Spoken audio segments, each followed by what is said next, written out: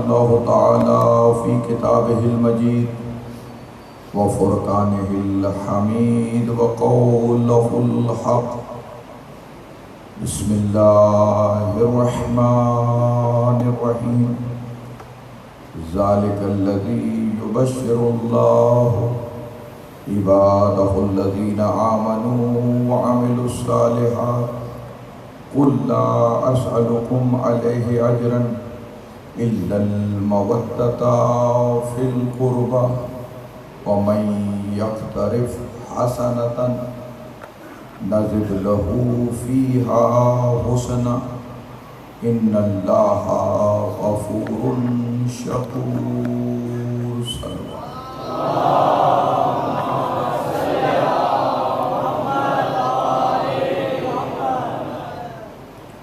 آیہ مودت کے عنوان پر عشرہ مجالس اپنے اختتامی مرحلے میں داخل ہو چکا ہے.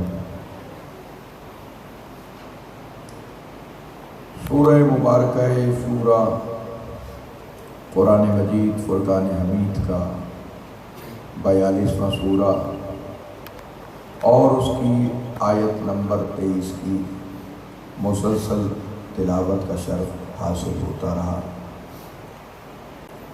ہمارے ان بندوں کے لیے جو ایمان لائے اور عمل صالح انجام دیتے رہے. قُلْ لَا أَسْأَلُكُمْ عَلَيْهِ أَجْرًا إِلَّا الْمَوَدَّةَ فِي الْقُرْبَى. میرے حبیب میں تبلیغ رسالت کا کوئی معاوضہ طلب نہیں کرتا سوائے میرے قرابت داروں سے مودت کی جائے. وَمَن يَقْتَرِفْ حَسَنَةً. جو کوئی اس مودت کی نیکی کو لائے گا نزد لہو فیہا حسنا. ہم اس نیکی کو اور زیادہ حسین کر دیں. ان اللہ غفور شکور. اللہ معاف کرنے والا بھی ہے اور قدردان بھی ہے. تو گفتگو آخری مراحل میں ہے کہ قربہ کی مودت ہمیں کرنی ہے جس کا حکم دیا گیا اور جس پر بہت سارے دلائل اور بہت سے لفظوں پر ہم بحث کرتے تھے. بس چند لمحات آج فضائل پڑھنے کا ارادہ نہیں ہے، صرف 2-4 منٹ تاکہ ایک آخری نقطہ بیان ہو جائے اسی کے ذیل میں کہ رسول کے قربہ جو رسول کے سب سے قریب ہے، رسول کے جو اپنے ہیں ان سے مودت کرتے ہیں. جب عیسیٰ کے ابن اللہ ہونے پر بحث ہوئی تو پیغمبر خدا نے ایک ہی دلیل میں پوری عیسائیت کے مقدمے کو ختم کر دیا. قرآن کی جب آیت پڑھی میرے رسول نے ان مثل عیسیٰ عند اللہ کمثل آدم خلقہ من تراب ثم قال له کن فیکون. تم عیسیٰ کو اس لیے اللہ کا بیٹا کہہ رہے ہو کہ عیسیٰ کا باپ نہیں ہے تو آدم کے بارے میں کیا کہو گے؟ نہ اس کی ماں ہے نہ باپ ہے، اس پہ کیا کہو گے؟ تو عیسائیت کے پاس اس کا کوئی جواب نہیں تھا کہ اس دلیل کو ختم کر سکے. اس پر 3 دن کی بحث کے بعد کوئی نتیجہ نہ نکلا تو اللہ نے ایک آیت بھیجی فَمَنْ حَاجَّكَ فِيهِ مِنْ بَعْدِ مَا جَاءَكَ مِنَ الْعِلْمِ فَقُلْ تَعَالَوْا نَدْعُوا أَبْنَاءَنَا وَأَبْنَاءَكُمْ وَنِسَاءَنَا وَنِسَاءَكُمْ وَأَنفُسَنَا وَأَنفُسَكُمْ ثُمَّ نَبْتَهِلْ فَنَجْعَلْ لَعْنَةَ اللَّهِ عَلَى الْكَاذِبِينَ. اے رسول، اگر یہ قرآن آنے کے بعد بھی بحث برائے بحث کر رہے ہیں تو ان سے کہہ دے کہ یہ اپنے بیٹوں کو بلائیں، ہم اپنے بیٹوں کو بلاتے ہیں. یہ اپنی عورتوں کو بلائیں، ہم اپنی عورتوں کو بلاتے ہیں.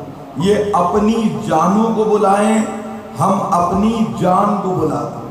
یہ آیت مباہلہ ہے جس نے فیصلہ کر دیا قیامت تک کے لیے صداقت کا، جس نے خط فاصل کھینچ دی اور وہ چہرے دکھا دیے کہ جو صادقین حقیقتاً ہیں.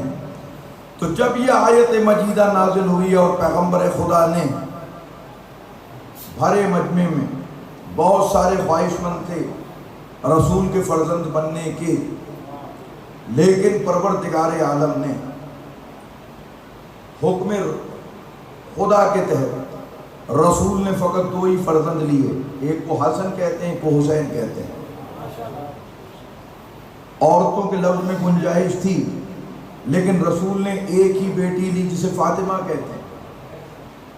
جان، نفس کہتے ہیں جو انسان کے قریب ترین ہو، جان کے لفظ میں گنجائش تھی، بہت سے دوست آ سکتے تھے، لیکن پیغمبر نے جان پیغمبر کے طور پر فقط علی کو لیا۔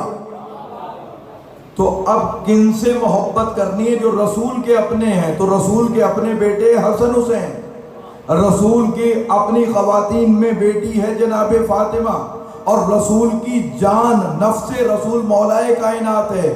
اب رسول کے اپنوں سے جو دوری رکھے وہ رسول کا کبھی اپنا پن نہیں پائے گا۔ صلوات پڑھیے محمد و آل محمد۔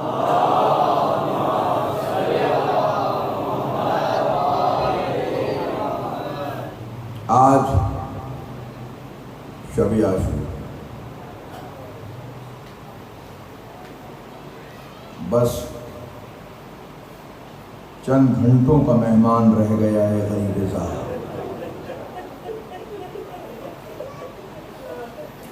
اگلے سال جو زندہ رہے گا وہ پرسہ پیش کرے گا، جو چل بسا اس کا آخری پرسہ ہے۔ تیرے پردے کی خدا خیر کرے، بنت زہرا شب عاشور ڈھلی جاتے۔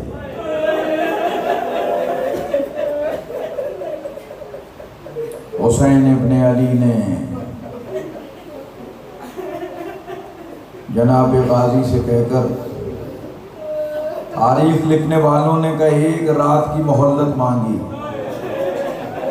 میں کہتا ہوں انہیں مانگنا نہیں دینا آتا۔ حسین نے یہ شب کی مہلت اس لیے لی کہ کوئی بھٹکا ہوا حر ہو تو حسین کے کیمپ تک پہنچ جائے۔ 3 حصوں میں حسین نے رات کو تقسیم کیا۔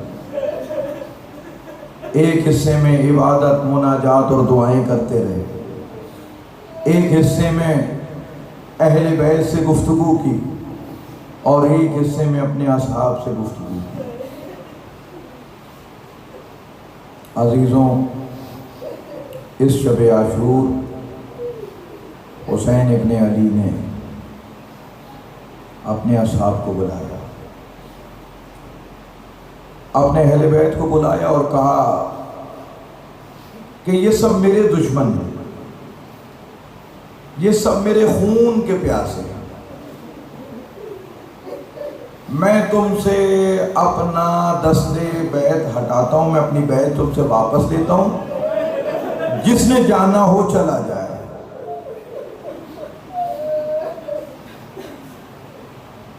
کہا اگر تمہیں اس وجہ سے نہیں جاتے کہ جنت نہ ملے گی تو میں حسین تمہاری جنت کا ضامن ہوں، محشر میں تمہاری شفاعت کرواؤں گا۔ پھر بھی کوئی جاننے کو تیار نہ ہو۔ حسین نے کہا اگر تانوں سے ڈرتے ہو کہ زمانہ تانے دے گا اپنے سردار کو چھوڑ آئے، لو حسین تمہیں ایک بہانہ دیتا ہے، جاؤ رسول کی نواسیوں کو لے کر ان کے نانا کے روزے پر چھوڑ دینا، کہنا نبی زادیوں کو نانا کے روزے پر چھوڑنا تھا اس لیے حسین کو چھوڑ آئے۔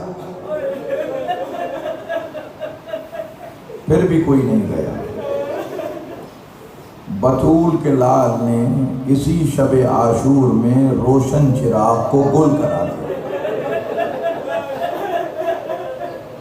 چراغ گل ہو گیا۔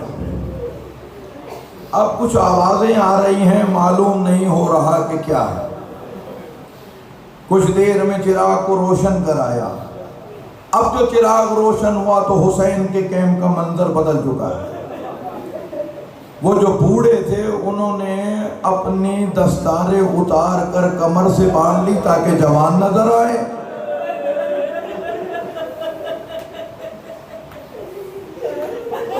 وہ جو چھوٹے تھے وہ پنجوں کے بل کھڑے ہو گئے تاکہ ہم بڑے نظر آئیں، اور جوانوں نے اپنے گھٹنوں کے زور سے نیام توڑ ڈالے۔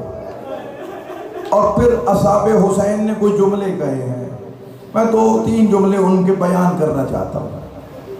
ایک صحابی حسین ہیں جناب زہیر ابن قین، وہ کہتے ہیں مولا صرف ایک مرتبہ مرنا ہے نا، اگر 1000 دفعہ بھی قتل کیا جائے اور زندہ کیا جائے حسین تیرا در چھوڑ کے نہیں جائے گا۔ جناب بریر کہتے ہیں حسین کے صحابی، حسین تو کہتا ہے تو چلے جاتے، لیکن اپنے سے آج اچھا آقا اور اپنے سے اچھا در بتا دے، اس در پہ چلے جائیں گے۔ حبیب ابن مظاہر نے تو حد کر دی، کہا آقا حسین میں تیرا بچپن کا ساتھی ہوں، اگر محشر کے میدان میں تیری ماں زہرا نے پوچھ لیا حبیب بچپن کے دوست کو کہاں چھوڑ آئے تھے تو میں کیا جواب دوں گا؟ حسین نے جب اصحاب کے جملے سنے، اس وقت میرے آقا حسین نے کہا ایسے اصحاب نہ نانا کو ملے تھے، نہ بابا علی کو ملے، نہ بھیا حسن کو ملے۔ بس عزیزو، رات گزر رہی ہے، رات کے 1 پہر حسین ابن علی نے کیا کیا، 3 طرف خندق کھدوا کر اس میں لکڑیاں اور آگ روشن کرا دی، کہیں دشمن کمینہ ہے پیچھے سے خیام کے حملہ نہ کر دے، سیفٹی کے پوائنٹ آف ویو سے۔ تو جب امام حسین نے اپنے خیموں کو قریب قریب لگوا دیا، جب خیمے قریب لگ گئے عزاداروں، رات کے 1 پہر حسین کے سجاد کی آنکھ کھلی، غش سے سجاد کو ہوش آیا، کچھ آوازیں سنی، کہتا ہے ام باقر یہ میں کیا سن رہا ہوں؟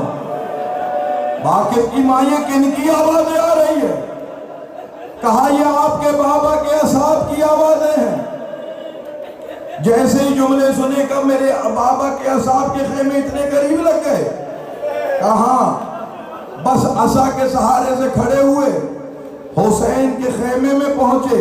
حسین نے سجاد کی آنکھوں میں غیرت ہاشم کی سرخی کو دیکھا، غیرت ہاشمیہ کی سرخی دیکھ کے سجاد سے کہتے سجاد کیا بات ہے؟ کہا بابا یہ اتنے قریب خیمے لگوا دیے، میرے پردہ داروں تک یہ آوازیں جا رہی ہیں۔ کہا سجاد یہ سب میرے آزمائے ہوئے ہیں، یہ کائنات کے شریف ترین لوگ ہیں۔ کہا بابا میرے پردہ داروں کا بڑا مقام ہے۔ جب یہ جملے کہے کہ سجاد آج حسین کی امامت کی رات ہے، جیسے حسین چاہتا ہے کرنے دے، کل سے تیرا امامت کا دور ہے، تو جانے تیرے پردہ دار جانے۔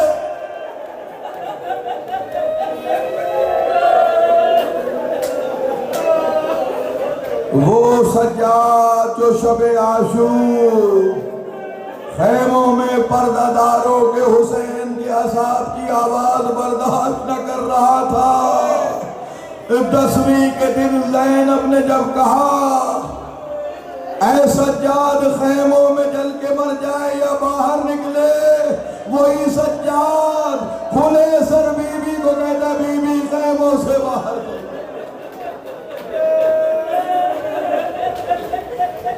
بس 2 جملے ان کے سن لو جنہیں مقتل میں ماں بھی نہیں روئی، بی بی زینب کے اون و محمد کے 2-4 جملے۔ اجازت نہیں مل رہی، ساری رات ماں نے یہی کہا، شب عاشور ماں یہی کہتی رہی، اون و محمد تم جعفر طیار کے پوتے ہو، حیدر کرار کے نواسے ہو، کل معلوم ہو فوجوں کو معلوم ہو کہ حیدر کرار کے نواسے کر گئے۔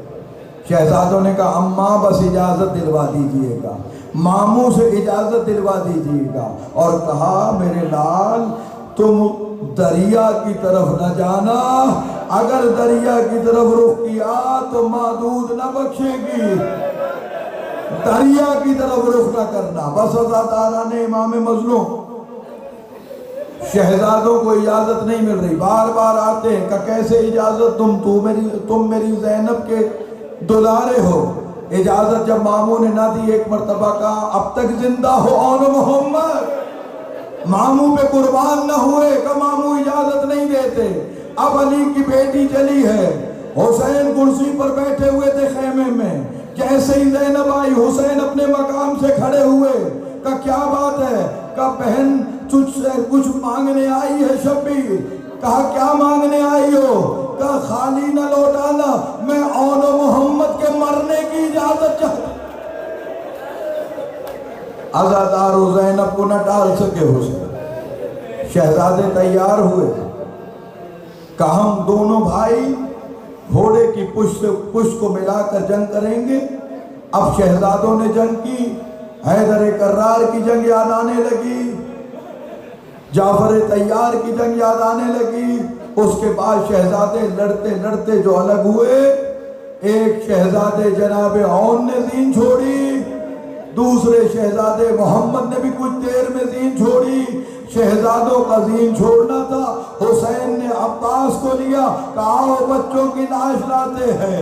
بچوں کی جب لاشیں خیمے میں لائے، جناب زینب کبریٰ نے، میرا سلام ہو علی کی علی بیٹی پر، جب بچوں کے لاشیں لائے، زینب کبریٰ نے دونوں لاشوں کے درمیان شکر کا سجدہ کیا کہ میرے اللہ تیرا شکر ہے، زینب کی کمائی حسین پہ قربان ہو۔ یا حسین،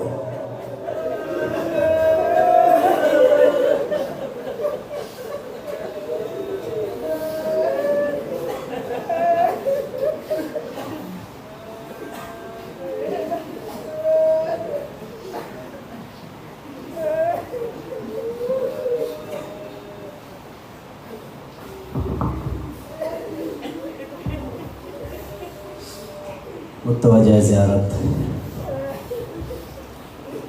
السلام علیکم۔